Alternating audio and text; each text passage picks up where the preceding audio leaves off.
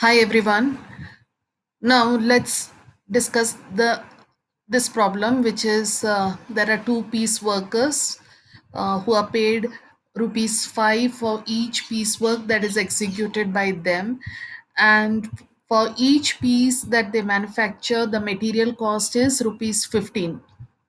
So you have A and B here, and they are paid, that is, the wages paid to them is rupees 5 per piece, and the amount of material that goes into per piece is rupees 15.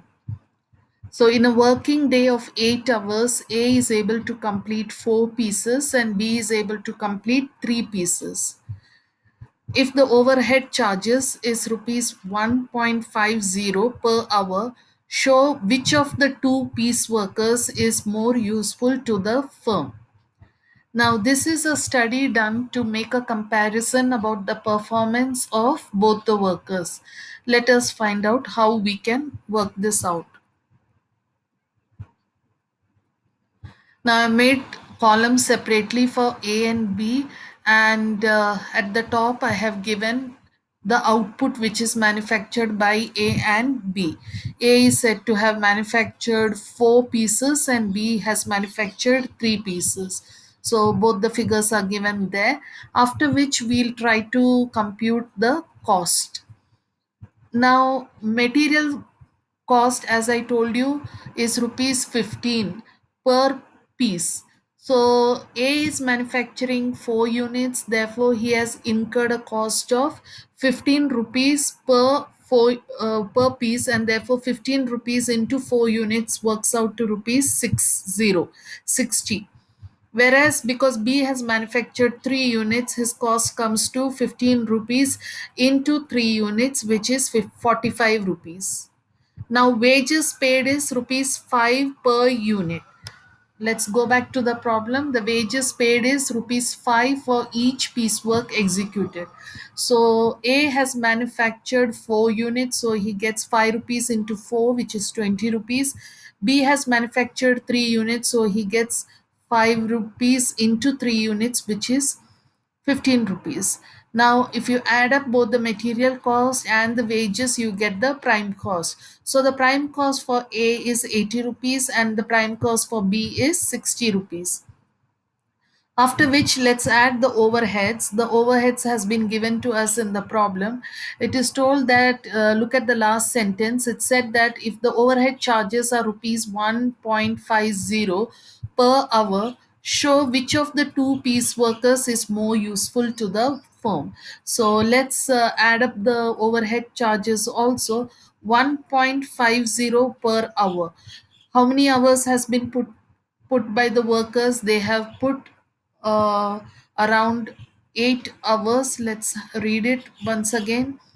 There are two piece workers A and B who are paid 5 rupees for each piece work executed, and the cost is rupees 15 per piece in material in a working day of 8 hours. So overhead charges are incurred for the 8 hours. Therefore, we multiply the overhead charges of 1 rupee 50 paise into 8 hours, and therefore we get the overhead charges as 12 rupees. Now this is the same for both the workers because overheads refers to indirect expenses. It could be expenses because of electricity bill, or it could be the maintenance charges, all of that. So it's commonly distributed between A and B.